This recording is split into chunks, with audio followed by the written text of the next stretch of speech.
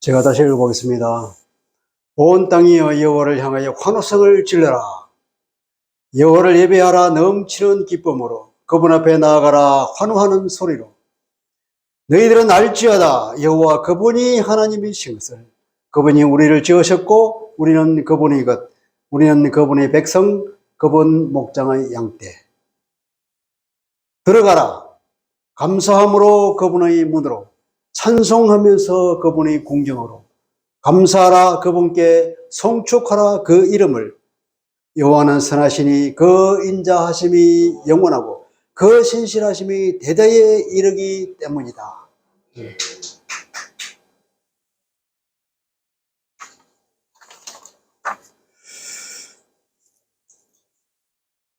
오늘 추수감사절을 맞이하여서 감사하는 시를 한번 감상해 보겠습니다. 우선 우리 행복감을 언제 느낄까요? 언제 행복하다는 생각이 듭니까?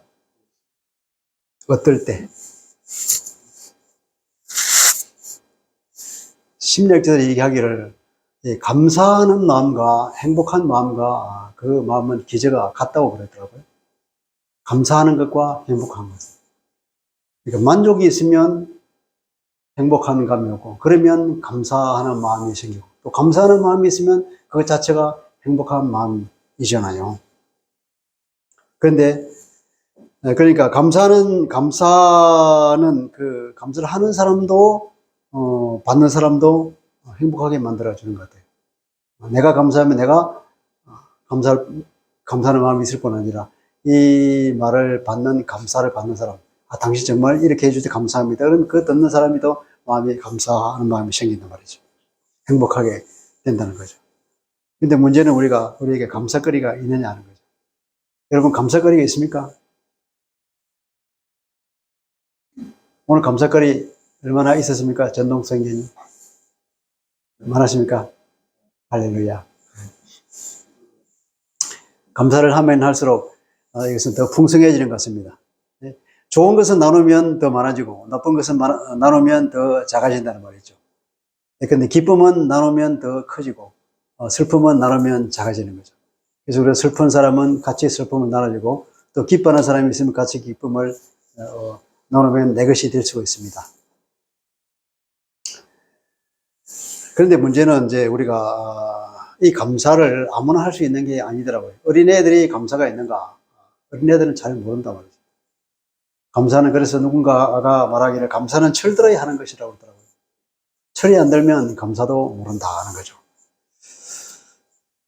자녀가 부모에게 감사할 때 우리는 얘가 철들었구나 하는 생각을 하죠. 부모가 자녀가 철들었다는 그 사실을 알면 그 자체가 또 부모에게는 기쁨이고 감사이기도 하죠. 우리가 감사를 하면 우리 입에서 찬양하는 마음이, 하나님을 향해서는 찬양하는 마음이 생기고 또 감사하는 마음이 없더라도 찬양을 하면 또 감사하는 마음이 생기는 것 같기도 해요. 그죠? 누군가가 이게 건강을 위해서 웃으라고 하는 말이죠. 웃음 무슨 치료법이 있다 그러죠. 계속 웃으면 이 몸속에 엔돌핀이 많이 나와서 치료를 한다고 그러는데, 그러면 뭐 웃음거리겠어요, 웃지 그러잖아요. 그런데 이거 억지로라도 웃으면 자기 웃어보면 자기 웃음을 만들잖아요. 억지로 한번 슬프더라도. 그러면 그것도 동일한 효과가 난다고 해요. 동일하게 엔돌핀이 나와서 치료하는 효과가 난다고 해요. 그러니까 참 묘한 거죠. 하나님께서 우리를 그렇게 신묘막측하게 지으신 것 같습니다. 말하자면 우리가 감사거리가 없더라도 찬양을 하게 되면 감사하는 마음이 생긴다는 겁니다. 네. 우리가 감사가 잘 안 되는 이유는 만족이 안 돼서 감사를 못 하는데, 욕심이 많으면 만족을 못 하잖아요. 욕심과 만족은 서로 반비례하죠. 욕심이 커지면 이 만족이 안 되고, 욕심을 낮추면 만족이 상대적으로 올라가는 거죠. 우리가 욕심이 많아서. 근데 사탄이 우리를 그렇게 괴롭히기 위해서 자꾸 욕심을 부추긴단 말이죠. 거기에 우리가 넘어가지 말아야 하는데, 그것을 깨달을 수 있는 어떤 지혜가 부족해요. 이것은 영적인 문제이기 때문에 그렇습니다. 사탄이 탐욕을 부추기고 사람을 그 끝없는 어떤 목마름 가운데로 이끌어가서 계속 지치게 만들거든요. 끝없는 만족을 찾아서 헤매는데 만족이 옵니까? 탐욕이 자꾸 커지는데요. 그래서 탐욕은 우상숭배라고 성경에서 선언하고 있습니다. 그러니까 사탄이 우리에게 감사를 빼앗아 간다는 것입니다. 하나님을 떠난 사람의 특징이 감사하지 않는 것이거든요. 로마서 1장 21절에 보면 그러잖아요. 하나님을 알되 하나님을 영화롭게도 아니하며 감사치도 아니하고. 하나님을 모르는 사람들, 하나님을 떠난 사람들, 하나님을 배척하는 사람들의 특징이 이런 거예요. 근데 하나님을 모르냐? 안다는 걸 다 알아요. 하나님께서 바울 사도를 통하여서 말하고 있는데, 모든 이 만물을 보라. 누가 창조했느냐? 창조주의 그 신성이 그 피조물 속에 분명히 드러나서 알 수 있도록 하나님께서 만들어놨기 때문에 누구든지 하나님을 모른다고 하는 것은 핑계될 수 없다는 겁니다. 다 알아요, 하나님. 만물을 보면서 창조주 하나님 아는데도 불구하고 그분에게 그분에게 감사를 하지 않고 그분을 영화롭게 하지 않는다는 거예요. 그분에게 영광을 돌리지 않는다. 하나님을 인정하지 않는다는 것입니다. 감사치 아니하고, 그러니까 그 생각이 허망해지고 미련한 마음으로 마음이 어두워진다. 더 하나님을 모르게 된다는 거죠. 그런데 불행하게도 많은 그리스도인들도 이런 탐욕에 사로잡혀 있죠. 우리 자신도 잘 살펴보면 내가 얼마나 많은 탐욕에 사로잡혀 있는지를 깨닫게 됩니다. 부끄러운 줄 알고 우리가 버려야 되는데 그러지 못한 것이 참 안타깝죠. 말하자면 많이 가지고 있으면서도 이웃에게 나눠주기를 거절하는 우리 자신의 모습을 보잖아요. 심지어는 자기가 그렇게 많이 가지고 있으면서도 자기 아내에게조차도 안 주는 사람이 있고, 심지어는 자기 자식에게까지도 주는 것을 아까워하는 사람이 있습니다. 그것이 우리의 탐욕이죠. 그것을 예수 이름으로 부셔버려야 우리가 이 탐욕으로부터 자유하고 많은 감사가 흘러나와서 우리 삶이 풍성해질 줄로 믿습니다.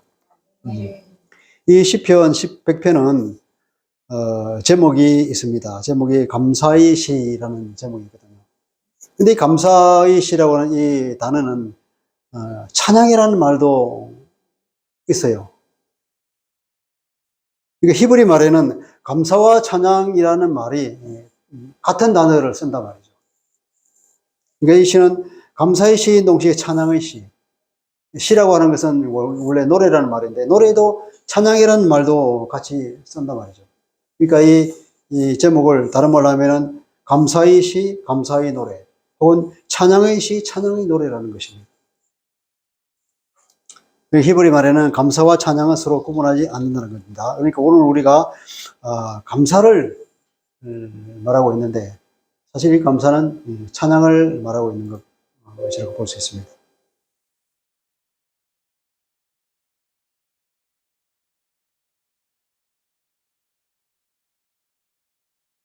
이 감사는 하늘 문을 여는 열쇠가 된다고 해서 오늘 우리 이 시를 통하여서 왜 그런지를 한번 보도록 하겠습니다. 우선 시를 감상해 볼까요? 제일 먼저 나왔던 그거죠. 온 땅이여 여호와를 향하여 환호성을 질러라 그랬잖아요. 환호성을 질러라. 너무 기쁜 나머지 그분이 오면 외치라는 것입니다. 이 온 땅에 있으니까 이스라엘에 국한되지 않는 거예요. 하나님은 온 만민을 창조하셨고 모든 피조물의 아버지거든요.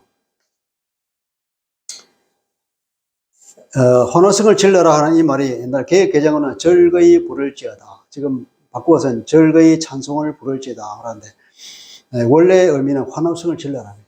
그냥 조용히 앉아서 찬양을 하는, 노래를 부르는 그런 정도가 아니란 말이에요.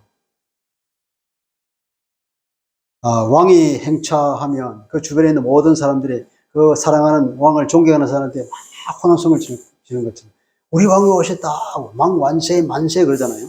또 개선 장군이 개선해서 그 행렬을 타고 나갈 때 그 영웅이잖아요. 그 영웅을 해서 그 국민들이 열광하지 않습니까? 그런 고함을 지르고 개가의 함성을 지르는 그 얘기를 하는 거예요. 환호성을 질러라는 것은. 왜 요즘 아이돌이 나오면 그들을 좋아하는 팬들이 무대에 오르자마자 막 휘파람을 불고 고함을 지르고 하는 거 있잖아요. 그거 같은 거예요. 그냥 조용히 앉아서 노래를 부르는 이런 정도 아니에요. 온갖 소리를 다 지르면서 외치고, 고함을 지르고, 휘파람을 불고, 북을 두드리고, 그런 것을 얘기하는 환호성을 질러라. 온 땅이여. 우리 여호와 하나님을 하여 환호성을 질러라. 이것은 하나님의 그 위엄과 영광을 대하는 우리의 태도가 이러해야 된다는 것입니다. 두 번째는 뭐였습니까? 두 번째는 경배와 찬양을 명령하고 있잖아요. 그죠? 그렇죠. 여호와를 예배하라. 그러면 섬기라 그랬죠. 섬기는 것이 예배하는 것입니다. 하나님을 섬기는 것은 곧 그분을 예배하는 거잖아요.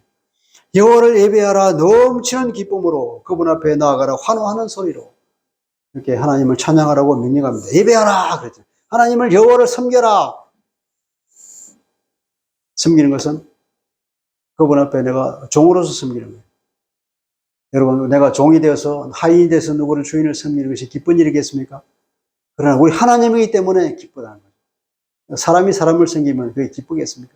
그러나 우리 하나님이기 때문에 나에게 모든 것을 다 주시는 좋은 분이기 때문에 우리는 그분을 예배할 때 아주 기쁜 마음으로, 최대의 기쁜 마음으로 하고, 그리고 그분 앞에 나갈 때 우리가 환호하는 소리로 나갈 수 있을 것입니다. 그렇게 외치고 있죠. 구원주요 보호자인 하나님을 예배하는 것은 언제나 즐거운 일입니다. 이유가 뭐냐면 이렇게 말합니다. 너희들은 알지어다 그러잖아요. 무엇을 알아야 되느냐?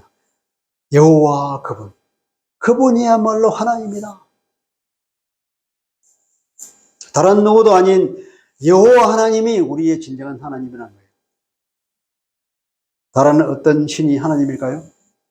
다른 어떤 우상이 하나님일 수가 있습니까? 신일 수가 있습니까? 하나님이 그들을 보고 조롱하고 있습니다.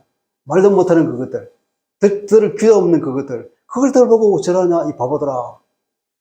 너희들이 피난 갈 때 도망갈 때 보면 저 우상들은 다리도 없어가지고 제발로 걸어가지도 못해 너희들을 짊어지고 가야 되지 않냐? 얼마나 힘드냐? 하나님께서 그렇게 우상을 섬기는 이스라엘 백성들을 보고 그렇게 조롱하고 그랬습니다. 우상은 사람이 만들어서 만든 거죠. 나무로 만들고 쇠로 만들고 부어서 만들고 깎아서 만들고 그게 무슨 말을 하며 그게 무슨 그게 있겠습니까? 그런 거죠. 창조주 하나님, 우리의 구원주이신 하나님, 그분은 나의 보호자요, 나의 필요를 채워주시는 공급자란 말이죠. 그리고 우리는 그분이 것입니다. 여호와 그분이 하나님이시고 그분이 우리를 지으셨다. 내가 나를 지은 것이 아니라 여호와 하나님 그분이 우리를 지으셨고 그래서 우리는 그분의 것입니다.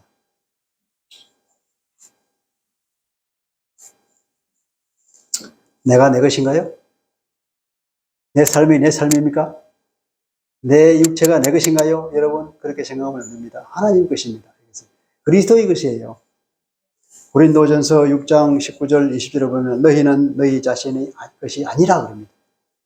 값으로 사게 산 것이 되신 그런 적 너희는 너희 몸으로 하나님께 영광을 돌리라. 예수님이 그 피값으로 우리를 샀잖아요. 예수님이 자기 목숨을 값으로 내고 우리를 샀단 말이죠. 그래서 우리는 하나님이 선포하기를 너희는 너희 것이 아니라 값주고 산 거야. 넌 내 것이란 말이죠. 내 것. 내가 함부로 나의 삶을 굴러도 되겠습니까? 내가 내 몸이라고 내가 함부로 내 몸을 학대해도 되겠습니까? 있을 수 없는 거예요. 그건 하나님을 모독하는 것입니다. 하나님은 우리를 지었을 뿐 아니라 이 죄 가운데 빠진 우리를 또다시 그분이 아들의 피를 목숨을 주고 대가를 지불하고 우리를 다시 사신 이중으로 우리를 사셨잖아요. 그런 하나님 앞에 우리는 우리를 사랑해 주신 하나님의 뜻에 합당하게 살아야 될 것입니다. 우리가 거룩하게 살아야 될 것이고 열심히 살아야 될 것이고 건강하게 살아야 될 것이고 우리가 활력 있게 우리가 주신 모든 에너지를 다 활용해서 우리에게 준 사명을 위해서 살아야 될 것입니다. 이 세상을 다스리는 이 일에 우리가 최선을 다해야 되겠죠. 또 우리는 그분의 백성, 그분 목장의 양떼라 그랬지 않습니까? 백성이면 백성이고 양떼라는 것은 그러면 그분은 우리의 왕이죠. 우리를 다스리시는 분이에요. 하나님의 왕국에 우리를 이끄셔서 우리를 사랑으로 다스려 주시는 거잖아요. 우리를 그분의 목장에 이끌다가 목자로서 우리를 보살펴 주시는 분이죠. 우리 하나님은 우리의 왕이요, 우리의 통치자요, 우리의 보호자요, 우리의 공급자이십니다. 에베소서도 그렇게 말하잖아요. 우리는 그리스도에 인해서 재창조되었다. 선한 일을 위해서 재창조됐다 그러죠. 우리는 그리스도의 것이고 사단의 왕국에서 그리스도의 왕국으로 옮겨온 사람입니다. 우리는 그분의 다스림을 받는 영광스러운 존재입니다. 우리의 영적인 현주소는 저 하늘 높이 하나님의 보좌 우편에 앉아 계신 예수님 옆에 우리의 현주소가 있다는 거예요. 얼마나 영광스럽습니까? 영적으로는 이미 거기에 가 있다는 것입니다. 장차 주님이 재림하실 날 우리가 함께 올라가겠지만 우리 육체가 함께 올라가겠죠. 영적으로 이미 우리의 현주소가 거기라는 거예요. 세 번째는 하나님의 궁정으로 들어가서 하나님의 왕자 앞으로 들어가서 하나님을 찬양할 것을 명하고 있습니다. 들어가라. 들어가라. 여기서는 들어가라, 감사하라, 송축하라 이렇게 명령하고 있는데요. 들어가라 뭐냐? 감사함으로 그분의 문에 들어가고 찬송하면서 그분의 궁정으로 들어가라. 뜰로 들어가라는 거예요. 그 문을 들어갈 때 어떻게 합니까? 감사하면서 들어가죠. 그 궁정으로 들어갈 때는 찬송하면서 들어가죠. 감사나 찬송을 같은 말을 그랬죠. 그죠? 그분에 들어갈 때는 그분을 놀랍게 찬송하면서 감사하면서 기뻐하면서 손을 흔들면서 주님 앞으로 들어가는 거예요. 들어가서 어떻게 합니까? 그분을 찬양하는 거예요. 그분께 감사하는 것입니다. 그 이름을 성축하고 그분께 감사하라. 이것이 두 번째 우리에게 주고 있는 명령입니다. 그 이유는 뭘까요? 맨 마지막에 그래 있습니다. 여호와는 선하시기 때문이다. 우리말 성경에는 번역을 하는데 왜냐하면 이라 말 앞에 있어요. 여호와는 선하시니 그 인자하심이 영원하고 그 신실하심이 대대에 이르기 때문이다. 그분은 어떤 분인가? 그분은 선하신 분이에요. 그분은 선하신 분이고 좋으신 분이고 하나님 하신 모든 것을 보십시오. 질서정연합니다. 하나님은 사랑과 공의의 하나님입니다. 모든 것이 경우에 맞게 하고 그 어떤 것도 잘못된 일이 없이 가장 많은 사랑을 베풀어 주시고 우리를 향하여 오래 참아주시는 하나님, 선하신 하나님, 그 사랑하심, 인자하심이 인자함. 우리가 흔히 말하는 그 헤세드라고 하는 말이죠. 그죠? 여기 쓰인 말입니다. 헤세드. 하나님이 자기의 언약 백성을 두고 사랑할 때 쓰는 그 말을 흔히 헤세드라고 하는 말을 쓰죠. 그런 표현을 합니다. 달리 말하면 이 자기 백성들을 사랑하는 그 특유의 하나님의 사랑을 헤세드라고 표현을 합니다. 그냥 관계 가운데서 오는 사랑이죠. 하나님이 우리를 어떻게 사랑하느냐. 그분은 우리를 사랑하는 그 방식과 원리가 뭐냐면은 끝까지 사랑해 주는 거예요. 자기의 사랑을 초래하지 않는 하나님. 우리가 기대하는 우리와 언약을 맺었고 관계를 맺었잖아요. 하나님과 나의 백성을 관계를 맺었고 그 관계를 맺었는데 하나님께서는 그 비유를 우리는 부부다. 나는 남편이고 너희는 나의 아내다. 그렇게 말하기도 하고 또 나는 아버지고 너희는 나의 아들이다. 그렇게 말하기도 하죠. 또 나는 왕이고 너희는 나의 백성이다. 이렇게 여러 상징으로 우리를 표현하는데 그런 관계 속에 있단 말이죠. 그러면 우리는 그분의 아내로서 그분의 종으로서 백성으로서 그분의 아들로서 우리가 무엇을 기도할 수 있겠습니까? 그분은 우리를 지극히 사랑해 주신 분이죠. 우리를 보호해 주신 분이죠. 우리가 원하면 무엇인지 주는 하나님이란 말이죠.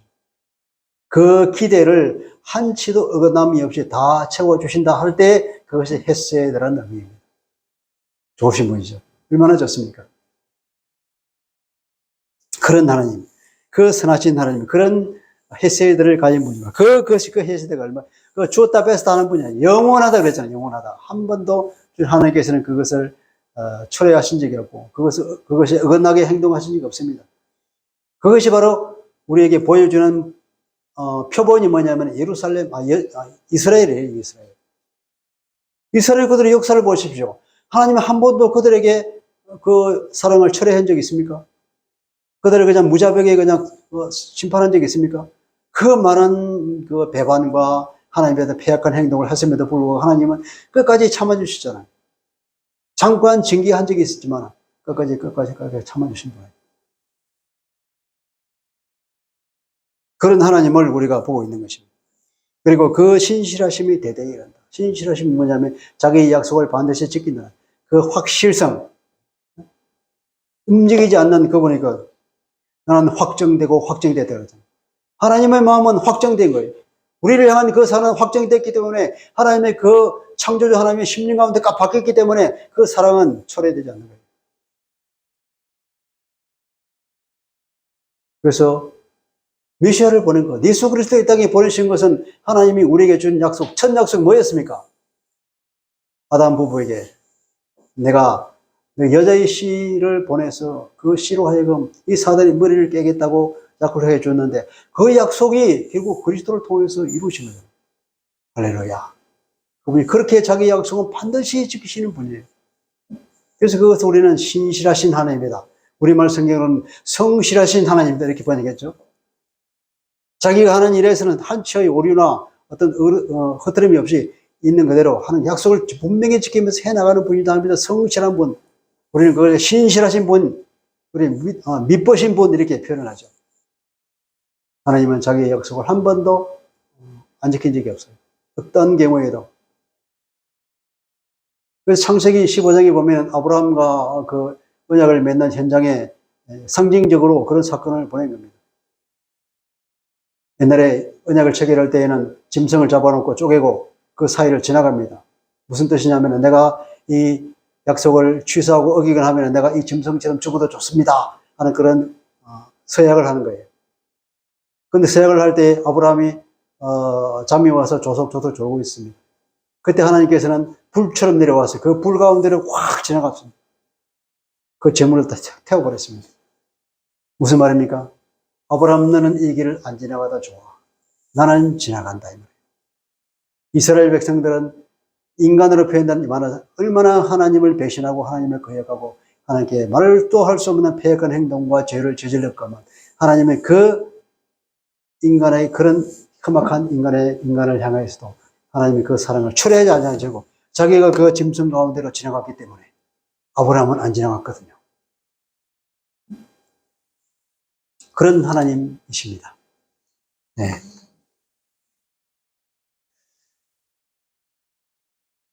이 시에서 우리는 3절을 보게 됩니다. 들어가라. 감사함으로 그 문으로 들어가고 찬송함으로 그분의 궁정으로 들어가라.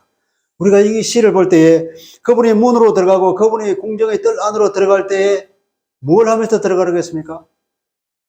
찬송하면서 감사하면서 들어가라 했잖아요. 찬송과 감사함 들어가라는 것은 다시 말하면 이 문을 들어오는 방법은 찬양하고 감사함으로 들어오는 것이다. 찬양하고 감사하면 하나님께 들어오는 그 문이 활짝 열려진다 이 말이에요. 여러분 오늘 이 말씀을 가지고 우리가 은혜를 받읍시다. 이 말씀 우리가 평생에 우리 심령 가운데 받겠으면 좋겠습니다. 그분의 문으로 들어갈 때 우리가 뭘 하고 들어갑니까? 찬송함으로 들어갑니다. 하나님을 감사합니다. 환호하면서 들어가면 그분의 보좌는 활짝 열려진다는 것입니다. 우리가 기도할 때 우리 삶이 막혀서 정말 말할 수 없는 고통 가운데 있을 때에 그 하나님을 찬양하고 하나님을 감사하는 말을 우리가 높이 외칠 때에 하늘 문이 열려지면서 하늘로부터 그분의 능력이 우리 밑을 위로 쏟아질 줄로 믿습니다. 그러면 우리를 괴롭히는 모든 문제가 한순간에 다 무너질 줄 믿습니다. 예. 그것이 우리가 살아가는 방식인 줄 믿습니다.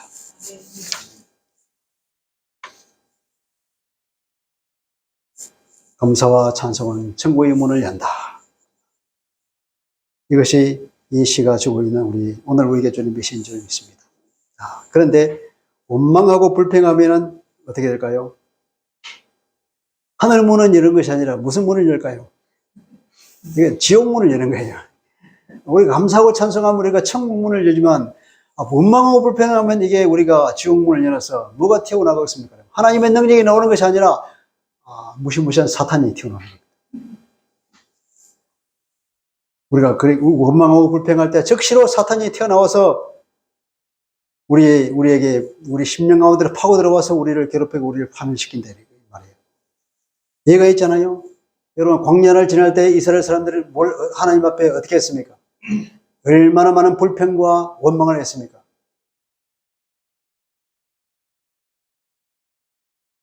그래서 그 사람은 어떻게 됐습니까? 원망하고 불평한 사람은 어떻게 됐죠? 원나사모님 광야에서 다 죽었습니다. 하나님께서 그 많은 백성들을 이끌어 나왔는데 그렇잖아요. 나올 때에 20세 미만 어린애를 빼고 어른들은 전부 다 여기서 죽을 것이다. 그래서 그 광야 40년 동안 뺑뺑이를 돌렸습니다. 그래서 그들이 마치 늙어 죽은 것처럼 보이지만 하나님께서는 그들을 다 죽인 거예요. 그 사탄의 공격으로 인해서 그들이 그 원망과 불평 때문에 그들은 지옥문을 열고 거기서 다 죽었다는 것입니다. 그러니까 광야에서 다시 새롭게 태어난 사람들, 이렇게 나올 때 미성년자들, 그들만 데리고, 이 세대들만 데리고 하나님께서 가나안 땅으로 들어갔다는 사실을 우리는 기억해야 될 것입니다. 우리에게 어려움이 닥쳤을 때에 원망과 불평을 하면은 그것이 재앙이 됩니다. 광야 이스라엘처럼. 그러나 우리가 감사와 찬양을 하게 되면은 능히 하나님의 능력으로 극복할 수가 있습니다. 수많은 시편에서 보면은 왜 찬양하고 감사하라고. 그 시편에 보면 그런 고난과 고통을 하나님 앞에 정말 못 살게 했습니다. 이렇게 하고 나서 느닷없이 보면은 하나님을 찬양합니다. 하나님 감사합니다. 그런 시들이 얼마나 많습니까? 그것은 생략되어 있는 거예요. 그 시인이 그렇게 하나님을 찬송하고 감사했더니 그 어려운 고통이 다 해결되었노라 하는 그 고백이 아니겠습니까? 우리 시편에 있는 그 많은 시편들이 그렇게 말하고 있는 거예요. 우리 오늘도 그것이 우리에게 웅변하고 있습니다. 왜 감사와 찬양을 하면 이렇게 하늘 문을 열까요? 아마 그것은 그 감사와 찬양의 기초가 믿음이기 때문에 그럴 것입니다. 믿음. 우리가 믿는 그 하나님이야말로 진정한 하나님입니다. 나의 구원자이다. 그리고 나의 왕이고 나의 보호자요, 나의 공급자요, 나의 아버지다. 그분은 참으로 선하시다는 그런 믿음이 있기에 우리는 감사할 수 있는 거죠. 나의 아버지는 어떤 분입니까? 나의 하나님 아버지는 전능하신 분입니다. 창조주라고 그랬잖아요. 그죠? 너희는 알지어다. 여호와 그분이 하나님이시다. 그분이 우리를 지으셨다. 우리를 지으셨다. 그래서 온 땅이여 여호와를 찬양하라 그랬잖아요. 모든 피조세계는 하나님이 만드신 것입니다. 창조주 하나님이요, 또 그분은 선하신 분이요, 우리의 아버지이시기 때문에 항상 좋은 것을 주시는 분이죠. 우리의 그 많은 죄를 용서해 주지 않습니까? 우리를 하나님 앞에 의롭다고 선언해 주시고, 다시는 하나님의 심판이 우리에게 떨어지지 않겠다고 선포하신 하나님. 하나님은 공의로 가득 차 있고, 하나님은 사랑으로 가득 차 있는 분이죠. 그러한 하나님이기 때문에, 그런 하나님에 대한 우리의 믿음이 있기 때문에, 그것을 기초로 하여서 우리가 하나님께 감사하고 그분을 찬양할 때에 하늘 문이 열리는 거예요. 네. 여러분, 우리가 감사하죠? 왜 감사합니까? 돈을 많이 벌어서 감사합니까? 혹은 어떤 사람이 시험에 합격해서 감사하는가요? 병이 나와서 감사합니까? 우리가 원하는 것이 성취되어서 감사합니까? 물론 그래서 감사하죠. 이것이 중요하지만 더 중요한 것이 뭐냐면, 이런 아까 우리가 본 우리의 하나님이 어떤 분인가 하는 우리의 믿음, 그분은 우리의 구원자시다. 그분은 우리의 자상한 아버지시다. 선하신 하나님이다. 그 인자와 성실하심이 영원하신 그 하나님, 이런 것에 대한 우리의 인식이 있을 때, 믿음이 있을 때에, 그 이해가 있을 때, 그것이 우리의 감사와 찬양의 아주 기본 바탕이 근본 원인이 된다는 것입니다. 그죠? 그래서 우리는 하나님을 찬양하고 감사하게 되는 것입니다. 우리가 들어가서 무엇을 합니까? 들어가도 여전히 감사하고 찬양하는 것입니다. 여러분, 잠언 18장에 보니까 죽고 사는 것이 혀의 힘에 달렸다. 그런 말이 있습니다. 죽고 사는 것이 혀의 힘에 달린 거예요.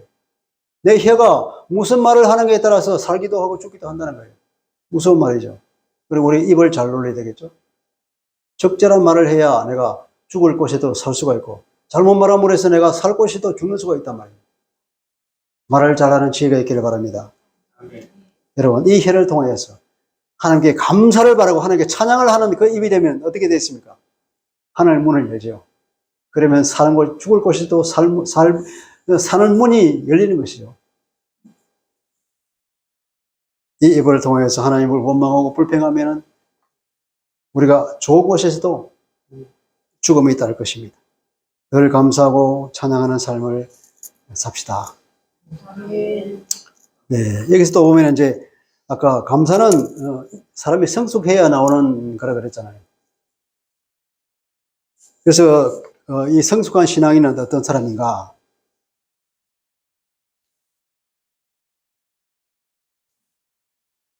성숙한 신앙인은 우리 감사할 줄 알 때 우리가 성숙한 신앙이 되고, 하나님을 사모하는 신앙을 가질 때 우리가 성숙한 신앙이라고 할 수 있겠습니다.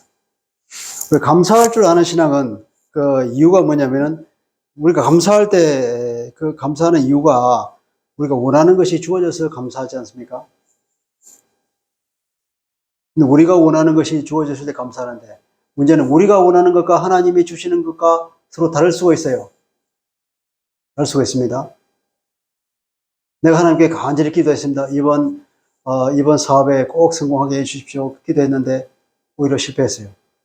내가 원하는 것은 그 사업에 성공하기를 원했는데 하나님이 주신 것은 그거 실패하게 한 거예요. 그럼 이 실패하게 하신 하나님이 옛날의 나의 하나님과 같은 하나님일까요? 아니, 다른 하나님일까요? 동일한 하나님이잖아요. 내가 섬기는데 그 하나님, 여전하신 그분, 항상 나에게 좋은 것을 주시는 하나님이 왜 내가 원하지 않는 이 실패를 주셨을까요? 왜 그럴까요? 대천재가 있는 거죠. 하나님은 언제나 좋은 것을 주시는 분이잖아요. 좋으신 분이잖아요. 나의 아버지잖아요. 그렇다면 내가 실패한 것은 좋은 것일까요? 나쁜 것일까요? 좋은 거죠. 좋은 것입니다. 여러분, 이걸 알아야 되는 거예요.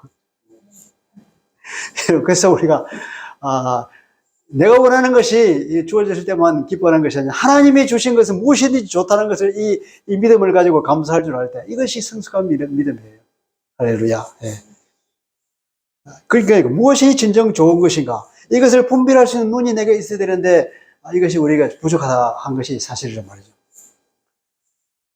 김동호 목사님이 그런 얘기를 하는 걸 들어봤습니다.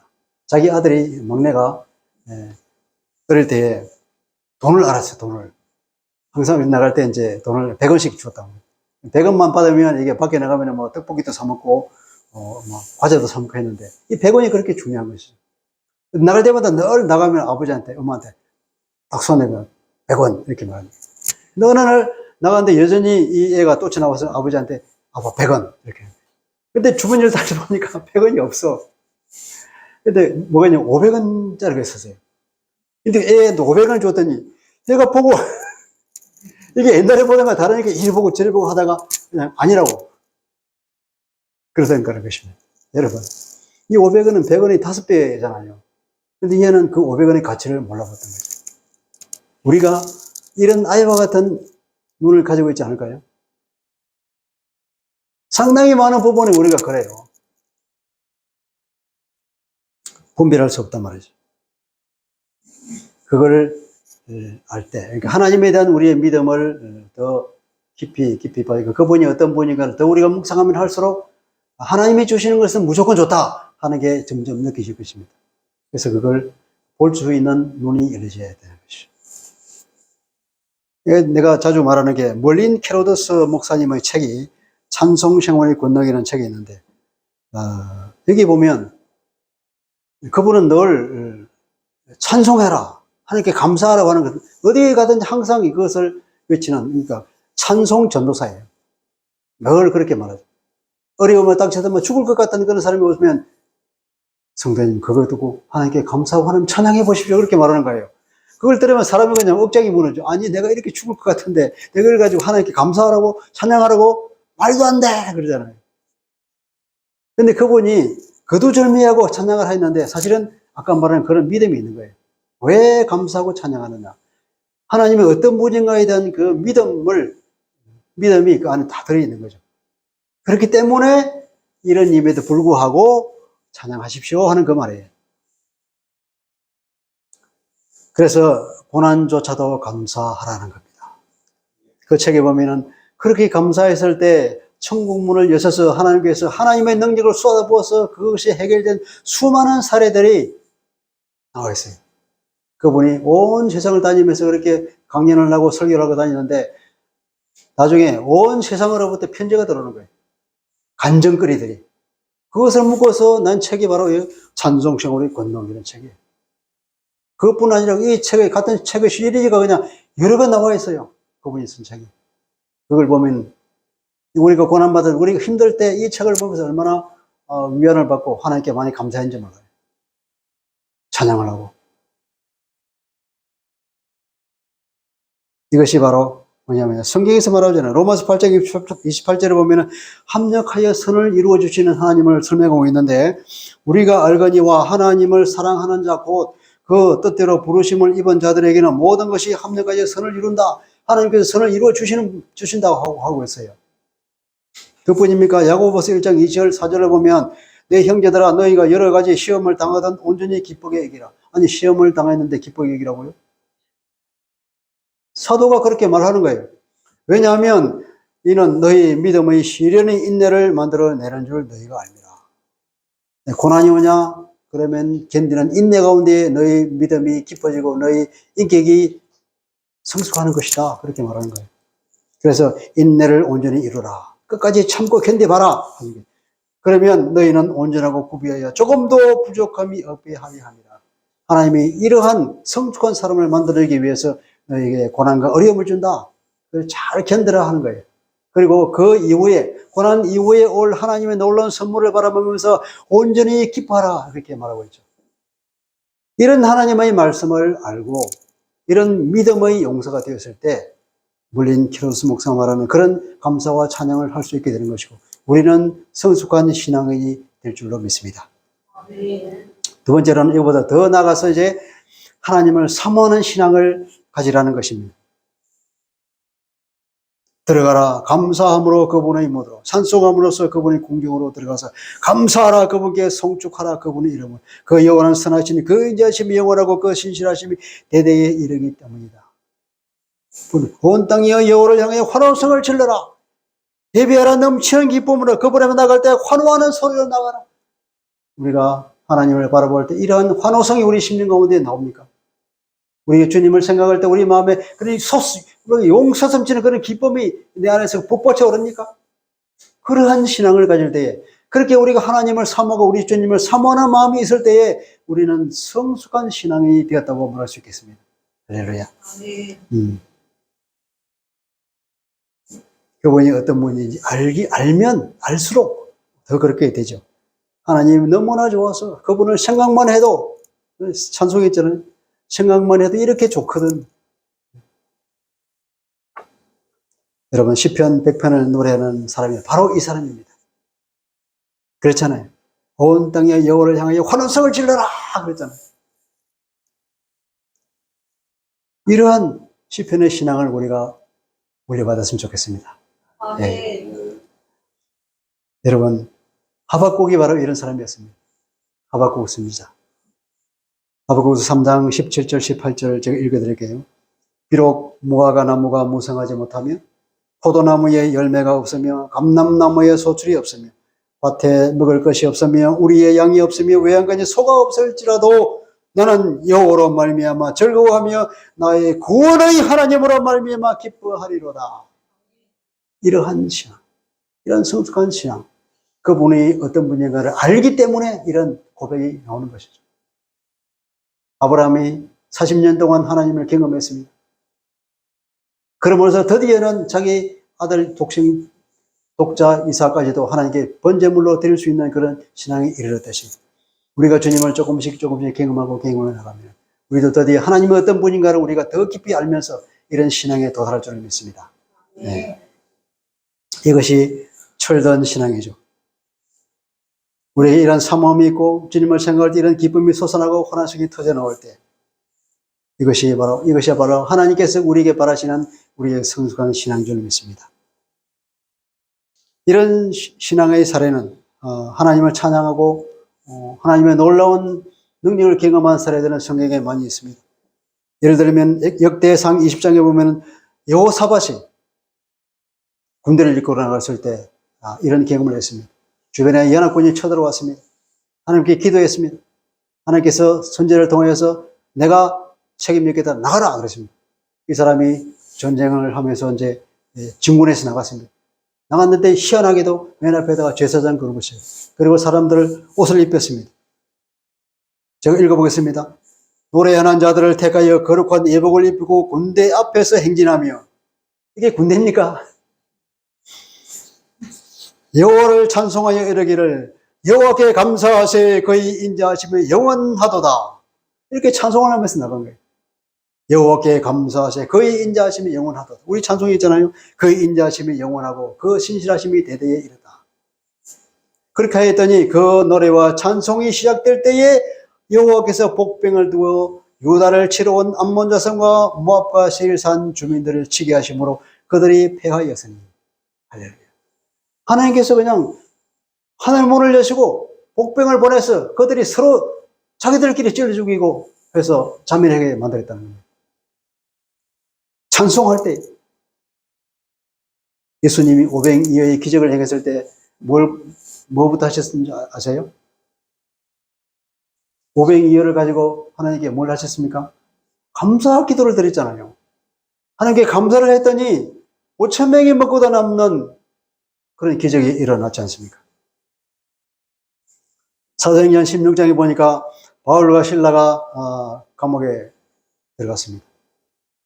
어떤 점치는 여종에게 귀신을 쫓아냈더니 그것 때문에 손해본 사람이 이 사람을 잡아다가 길거리로 끌어나가서 관원들에게 고발을 하니까 주변에 있는 모든 사람들이 다 일어나서 함께 막 그들을 욕하고 고발하니까 그들을 때리고 곤장을 때리고 감옥에 가뒀어요. 깊은 감옥에 가뒀습니다. 착고를 채웠습니다. 감옥도 닫혔습니다. 간수가 지키고 있습니다. 한밤중이 되어서 그들이 일어나서 뭐 했다 그랬습니까? 찬송했어요. 찬송했더니 갑자기 지진이 일어나면서 옥문이 열리고 자기 착고가 풀어지고, 그래서 간수가 놀래가지고 이제 이 죄수들이 다 달아나는 거였어요. 아이고 나는 이제 죽었다. 그러면 스스로 죽는 게 낫겠다 하면 자기를 하려고 했잖아요. 이 바울이 여보시오 가만히 있어. 왜 안 달아났어? 그때 이 사람이 감동해가지고 예수 믿게 됐다는 게 있잖아요. 찬송할 때에 이런 놀라운 하나님의 기적이 나타났습니다. 그래서 성경에도 그렇게 말합니다. 빌립보서 4장 6절에 보면은 감사함으로 하나님께 아뢰라. 아무것도 염려하지 말고 다만 모든 일에 기도와 간구로 너희 구할 것을 감사함으로 하나님께 아뢰라. 아무것도 염려하지 말고 하는 것에 염려거리가 있다는 말이죠. 걱정거리가 있단 말이죠. 정말 힘들어 죽겠습니다. 하나님 이거 정말 해결해 주십시오 하는 그런 기도가 나올 때에 어떻게 하라고? 모든 일에 기도와 간구로 구할 것을 감사함으로 하나님께 하나님 이런 고통을 주어서 감사합니다. 이 고통을 해소하고 나를 하나님 보시기에 아름다운 신앙인으로 성장시킬 줄 믿습니다. 이것을 통하여 하나님께서 더 좋은 것을 주실 하나님을 내가 미리 알고 감사합니다. 이런 감사 기도를 하라. 감사함으로 아뢰라. 그리하면 모든 지각에 뛰어난 하나님 평강이 그리스도 예수 안에서 너희 마음과 생각을 지키시리라 그랬습니다. 여러분 오늘은 추수감사주일입니다. 추수감사로 하는 것은 구약의 맥추감사주일과 비슷한 의미가 있겠죠. 구약의 맥추감사는 그들이 가나안으로 들어가서 40년 동안 그런 만나만 먹고 힘든 생활을 하면서 드디어 자기들이 들어가서 첫 농사를 지었습니다. 그때에 만나가 끊어지고 그 밀을 가지고 하나님께 감사 예배를 드렸죠. 그것이 자기들이 이제 첫 곡식이니까 그들은 그걸 맥추 감사제를 합니다. 여러분 미국에 있는 그 필금스 파더들이 그 배를 타고 미국에 들어와서 가전 죽음의 고통을 다 넘기고 온갖 질병을 다 견디고 살아남은 자들이 첫 농사를 지었습니다. 농사 지을 줄 몰랐지만 누군가가 인디언 중에 한 사람이 농사 짓는 법을 가르쳐줬어요. 천신만고 끝에 그들이 살아 첫 수확을 했을 때 얼마나 기뻤겠습니까? 마치 이스라엘 사람들이 가나안에 들어가서 첫 곡식을 찍은 것 같은 그런 감동이었을 것입니다. 그래서 그들이 그것을 두고 추수감사절을 드리기 시작했죠. 그것이 미국의 전통이었습니다. 그걸 보고 모든 사람들이 따라했습니다. 그것이 오늘 우리가 하고 있는 추수감사절의 기원입니다. 그렇게 하나님께서 우리를 그 어려운 가운데 우리를 지켜주시고 우리를 살려주시고 구원하여 주시고 우리에게 피로를 채워주신 우리의 좋으신 아버지가 된 그 하나님을 기억하면서 오늘도 우리에게 주신 은혜를 그 복을 세어보면서 적어보면서 우리가 하나님께 감사하는 예배를 드리는 거죠. 오늘 우리가 지난 1년 동안 우리에게 주신 하나님의 은혜를 적어보는 일을 했습니다. 그걸 적어서 우리가 감사 예물로 하나님께 올렸습니다. 이런 예물도 예물이지만 이런 예물도 좋은 예물이지만 더 좋은 예물은 우리가 경험한 그 하나님의 감사한 하나님, 좋으신 하나님을 우리가 찬양하는 그것이 글로 우리가 감사 제목을 쓴 줄로 믿습니다. 그것이 오늘 하나님께 성달될 것입니다. 감사는 하나님을 기쁘시게 하고 천국 문을 열고 하나님의 능력을 쏟아지게 할 줄로 믿습니다. 이것이 성경과 현장의 많은 간증이 그렇게 증거하고 있죠. 시편 100편이 말하는 그러한 사모함, 하나님을 생각할 때마다 기쁨이 샘솟고 환호성이 터지는 그 마음, 그런 마음이 우리의 심령 가운데 충만을 했으면 좋겠습니다. 참으로 우리가 감사로 찬양으로 우리가 성숙한 신앙이 되고 풍성한 삶을 누렸으면 좋겠습니다. 기도하겠습니다. 하나님 아버지, 오늘은 시편 100편을 통하여서 하나님을 생각만 하여도 우리를 구원하신 우리 주 예수 그리스도를 생각만 하여도 감사가 용서됨치며 기쁨이 넘쳐서 그분을 환호하지 않고는 견딜 수 없는 그 마음으로 가득 차는 그 신의 마음을 우리가 읽었습니다. 하나님의 말씀하시기를 주님의 궁전으로 들어가기 위해서는 그분의 뜰로 들어가기 위해서는 감사하고 찬양하고 들어간다 그랬습니다. 바로 이 감사하고 찬양이야말로 하나님의 문을 하늘 문을 열고 천국 문을 열고 하나님이 계신 보좌의 문을 여는 열쇠인 줄 믿습니다. 주님 우리가 늘 살 때에 이 하나님과 우리 주님에 대한 인식이 더 깊어지고 더 주님이 어떤 문제를 더 경험적으로 알아서 우리가 주님을 생각할 때마다 기쁨이 넘치고 환호성을 외치게 되고 감사의 모든 것에 감사할 줄 아는 비록 우리에게 주는 그 고난조차도 하나님께 감사할 줄 아는 그런 성숙한 믿음을 가져서 풍성한 삶을 누리게 하여 주옵소서. 예수 그리스도 이름으로 기도합니다. 아멘.